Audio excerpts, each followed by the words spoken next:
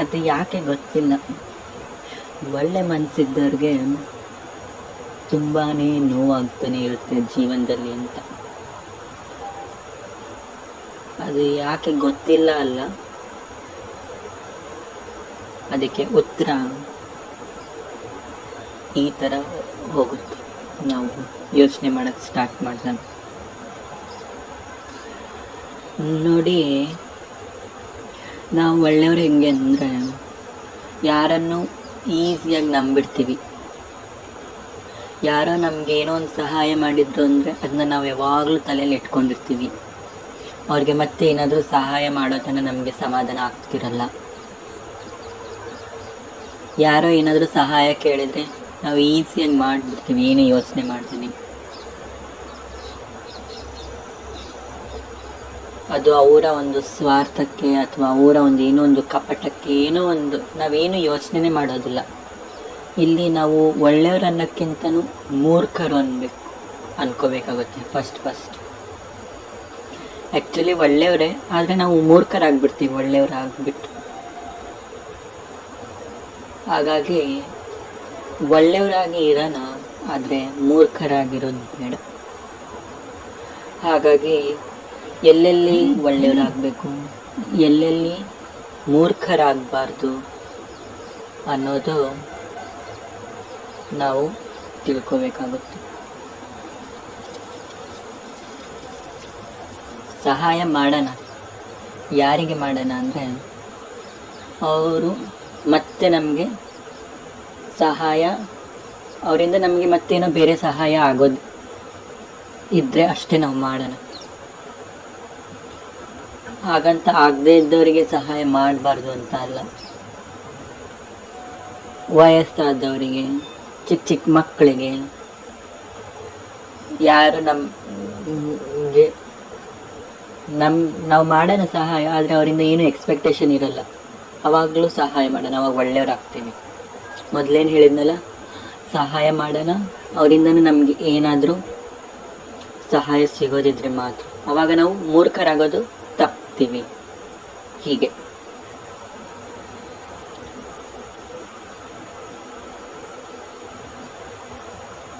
ಆಮೇಲೆ ಒಳ್ಳೆಯವರಿಗೆ ತುಂಬ ಪರೀಕ್ಷೆಗಳು ಅಂತ ಹೇಳ್ತಾರಲ್ಲ, ಅಂದರೆ ಏನರ್ಥ?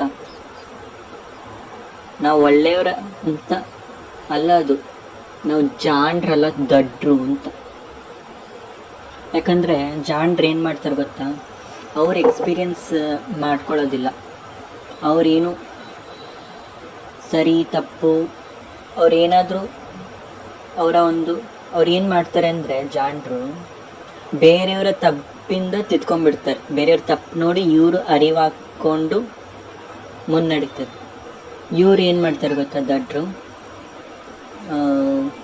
ಏನು ಹೇಳಿ, ಸೋ ಕಾಲ್ಡ್ ದೇವರು ತುಂಬ ಪರೀಕ್ಷೆ ಕೊಡ್ತಾರೆ ಒಳ್ಳೆಯವ್ರಿಗೆ. ಅವ್ರು ದಡ್ರು ಏನಂದರೆ, ಅವರು ಎಲ್ಲ ಅವರೇ ಅನುಭವಿಸ್ಕೊಂಡು ಜೀವನನ ಸರಿ ಮಾಡ್ಕೊತ ಹೋಗ್ತಾರೆ. ಬಟ್ ಇವ್ರು ಆ್ಯಕ್ಚುಲಿ ದಡ್ರಲ್ಲ, ಪುಣ್ಯವಂತರು.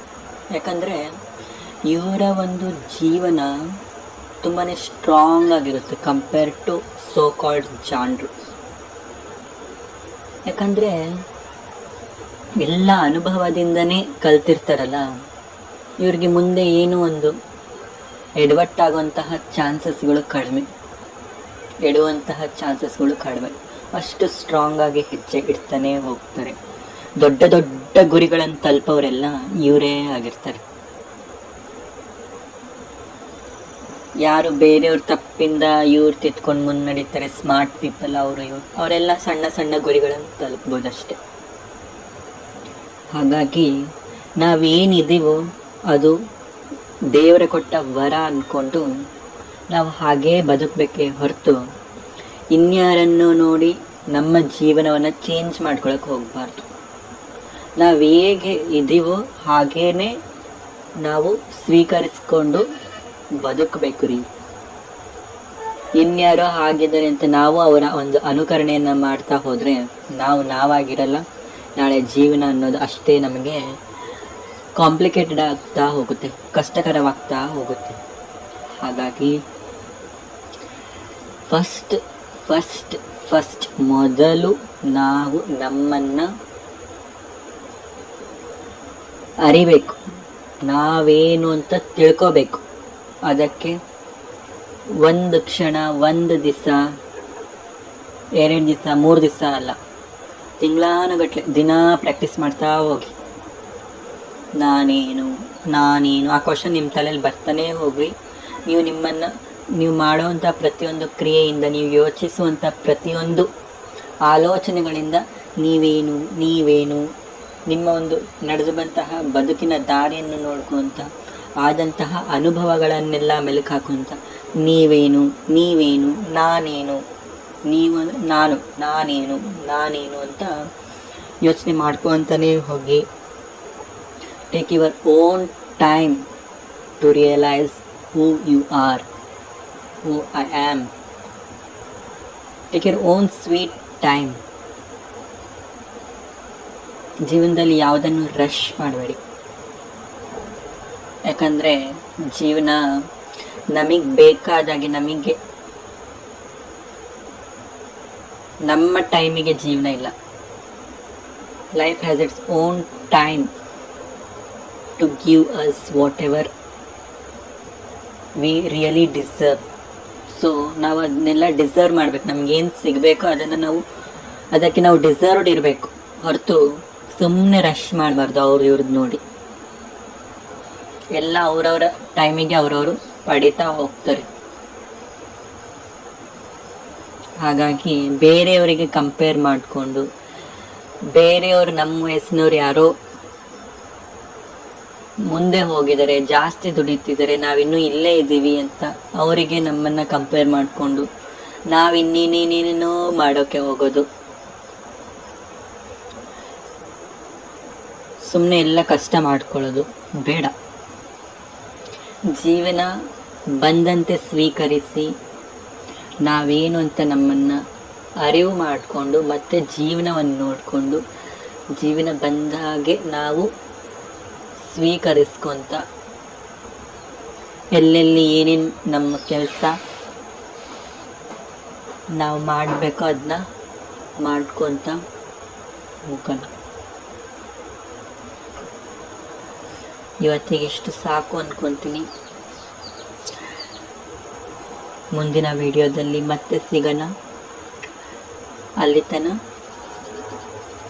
ಚಾನಲ್ನ ಸಬ್ಸ್ಕ್ರೈಬ್ ಮಾಡಿಕೊಂಡು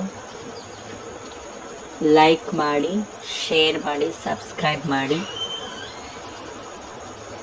ಮುಂದಿನ ವಿಡಿಯೋದಲ್ಲಿ ಮತ್ತಷ್ಟು ಒಳ್ಳೆಯ ವಿಷಯಗಳನ್ನು ಹಿಡ್ಕೊಂಡು ಮಾತಾಡೋಣ. ನಮಗೆ ಮಾತಾಡೋಕ್ಕೆ ಯಾರೂ ಇಲ್ಲ ಅಂದರೂ ಒಂದು ಚಾನಲ್ ಇದೆ ಅಂದ್ಕೊಂಡು just subscribe and stay happy. Thank you and thank you so much.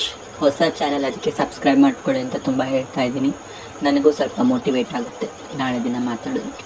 Thank you and thank you so much. Love you all. Bye. Take care.